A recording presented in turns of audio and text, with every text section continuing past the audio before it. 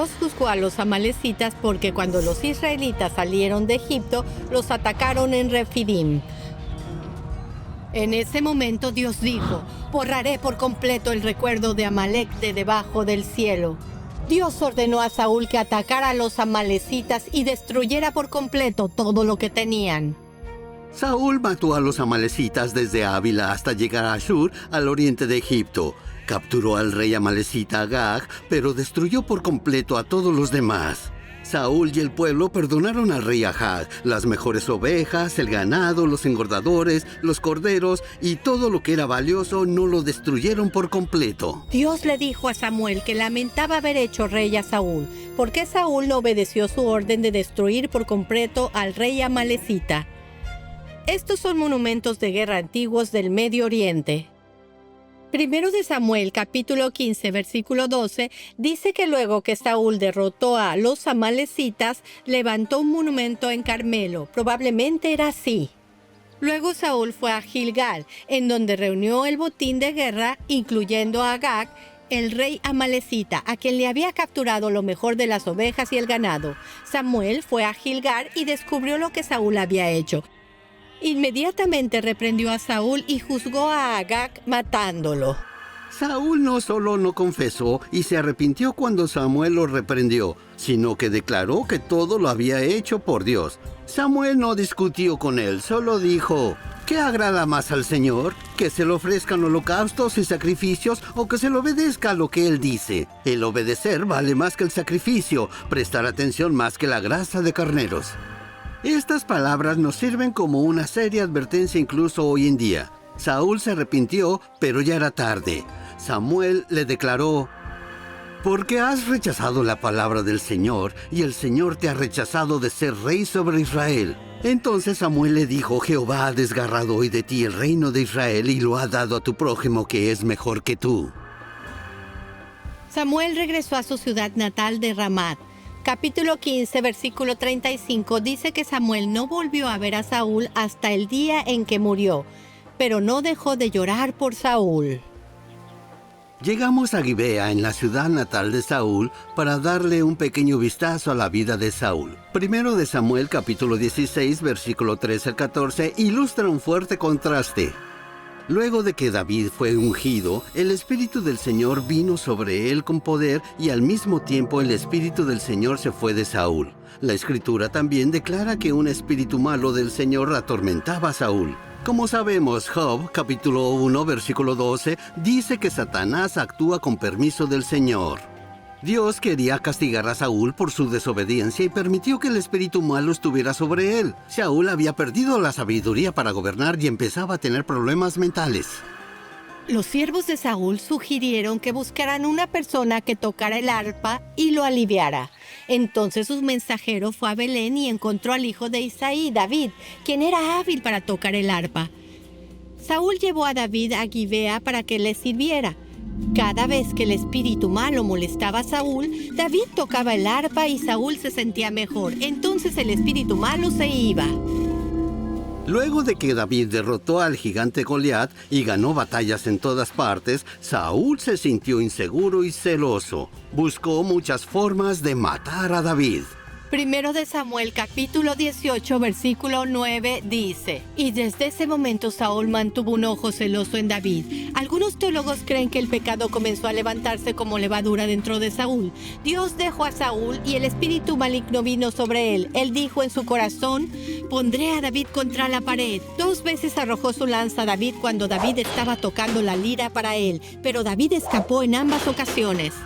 Saúl intentó matar a David de todas las formas posibles, y al escuchar que David había escapado al desierto de Judá, a un lugar llamado Engadi, lo siguió.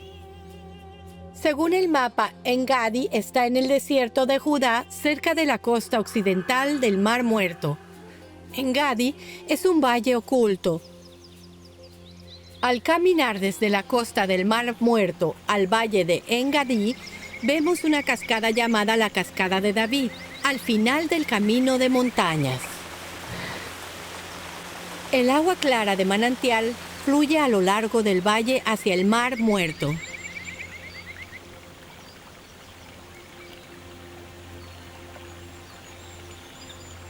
Como el agua es mucha, el valle se llena con plantas verdes, lo que hace del lugar el oasis más grande de la costa occidental del Mar Muerto y el hogar para muchos animales del desierto. Primero de Samuel capítulo 24, versículo 2, dice que este lugar es el peñasco de cabras salvajes, lo que sugiere que a menudo se veían cabras salvajes allí. Miren, ahí hay dos cabras camuflándose maravillosamente en el ambiente. Son casi del mismo color que las rocas que las rodean. Debes mirar muy de cerca para verlas.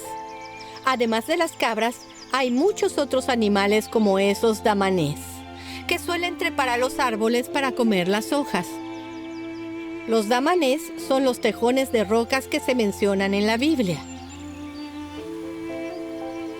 El capítulo 23 registra que David en un principio huyó y se escapó al desierto de Zif y de Maón, pero luego fue a Engadi. Hay numerosas cuevas a lo largo de las escarpadas paredes montañosas del valle de Engadi.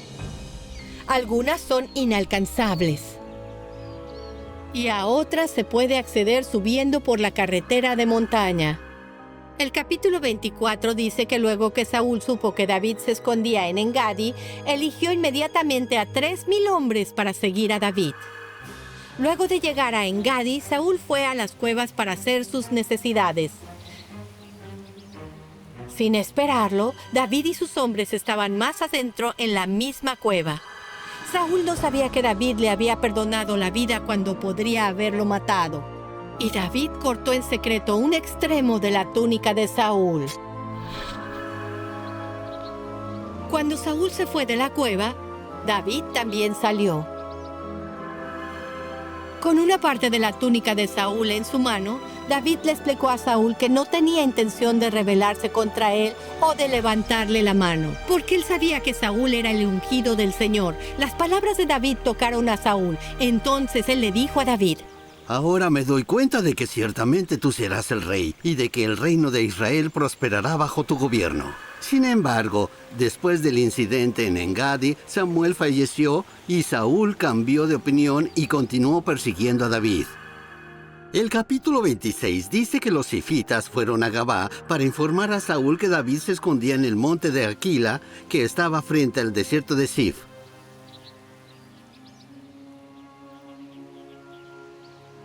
Este es Zif. La colina detrás de mí fue probablemente la primera ciudad de los zifitas.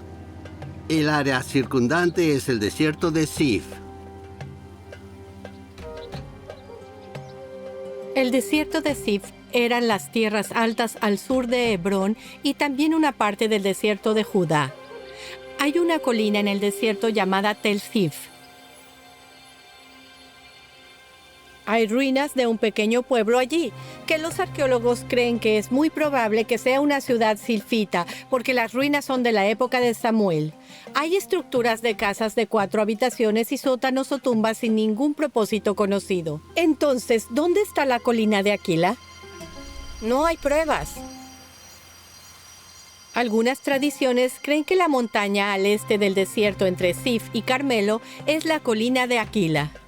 Saúl llevó a sus hombres hasta la colina de Aquila frente al desierto de Zif y acampó en el camino. El Señor hizo que cayeran en un sueño profundo. David y Abisai, el guerrero, fueron al ejército de noche y solo tomaron la lanza y la jarra de agua cerca de la cabeza de Saúl. Entonces Saúl oyó el llamado de David y salió del campamento. Vio que David gritaba en la cima de la colina a cierta distancia, diciendo que tenía la lanza del rey. Saúl se dio cuenta de que David le había vuelto a perdonar la vida. Admitió una vez más: He hecho mal.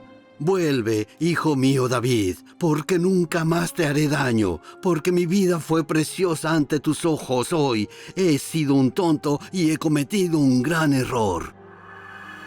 He sido un tonto y he cometido un gran error. Esta es una descripción acertada de la vida de Saúl. Hemos llegado al lado sureste del monte Tabor, un lugar llamado Endor. El capítulo 28 dice que Saúl acampó en Gilboa. Estaba lleno de terror cuando la batalla con los filisteos estaba por comenzar. Incluso se disfrazó y fue a Endor a buscar a una bruja, porque quería saber cómo terminaría la batalla. En la actualidad en Endor hay un kibutz judío. Mirando desde el kibutz en Endor, podemos ver el monte Tabor a un lado y el valle de Jezreel al otro. La ubicación de la antigua Endor aún no está confirmada, pero es probable que se encuentre en el valle entre el monte Tabor y el actual Endor, con manantiales de montaña en su interior. Saúl encontró a una bruja que consultó a los espíritus en Endor. Yendo en contra de su propia prohibición de consultar a los espíritus, le pidió a la mujer que sacara al espíritu de Samuel de la tierra. Así que, sorprendentemente, Dios permitió que Samuel apareciera a través de la brujería para declarar la maldición de Dios. El Señor ha hecho contigo tal como hablo por mí, porque el Señor ha arrancado el reino de tu mano y se lo ha dado a tu prójimo David. Además, el Señor entregará a Israel contigo en manos de los filisteos. Mañana tú y tus hijos estarán conmigo. En la parte norte de Israel había una vasta llanura llamada Llanura de Jezreel, rodeada de fortalezas militares como Bet-San, Megiddo y Aroset. La vasta llanura de Jezreel tenía el río Kishón y varios otros ríos que fluían a través de ella en la antigüedad, lo que la convertía en una zona agrícola fértil. La parte oriental de la llanura se hizo más estrecha, flanqueando por cadenas montañosas en ambos lados, la colina de Moret al norte y la región montañosa de Gilboa al sur. En el extremo oriental estaba la ciudad de Bet-Shan, más allá de la cual se encontraba del Valle del Jordán, que servía como paso militar para que Canaán cruzara hacia el lado este del río Jordán. Por lo tanto, en la antigüedad, la llanura de Jezreel a menudo se convirtió en un campo de batalla. Durante el periodo de los jueces tuvieron lugar aquí las batallas entre Débora, Barak y Sisara con Javid, el rey de Azor, así como la guerra de Gadeón contra los madianitas. En 1 de Samuel capítulo 28, Dios anunció a Saúl su última batalla, que también ocurrió en la llanura de Jezreel. El capítulo 29 registra que los filisteos reunieron todas sus fuerzas en Afec para subir a la llanura de Jezreel y luchar contra los israelitas. El capítulo 31 describe la gran derrota de los israelitas por los filisteos. Muchas personas murieron en el monte Gilboa y Saúl también murió en el monte. La región montañosa de Gilboa se encontraba en el extremo suroeste de la llanura de Jezreel, con la mayor parte de la cordillera cubierta de árboles de color verde brillante, pero hay algunas pequeñas porciones de la montaña que están desiertas y sin un solo árbol. Según 2 de Samuel capítulo 1, versículo 21, se cree que Saúl murió en este monte que fue maldecido por David y quedó desolado. En la cima desierta del monte Gilboa todo lo que se podía ver eran rocas esparcidas, el aullido del viento que soplaba a través de la hierba espinosa salvaje haciendo un silbido. Era una escena solemne y desolada, que recordaba la muerte de Saúl registrada en la Biblia, evocando profundos sentimientos de desolación. El capítulo 31 describe primero que los 3 hijos de Saúl, Jonathan, Abinadab y Malquisúa, fueron asesinados por los filisteos. Luego Saúl mismo fue alcanzado por los arqueros filisteos y gravemente herido por sus flechas. Saúl no quería ser atrapado y maltratado por los filisteos incircuncisos. Ordenó a su escudero que sacara su espada y lo matara, pero el escudero estaba aterrorizado y no lo hizo. Entonces Saúl cayó sobre su propia espada y se quitó la vida. Los filisteos cortaron la cabeza de Saúl y despojaron su cuerpo. Luego lo llevaron a Bet-Sam frente al monte Gilboa. Durante la época romana, Bet-San era una magnífica ciudad grande. Tenía grandes baños, letrinas públicas, un lujoso teatro y una impresionante calle con columnas.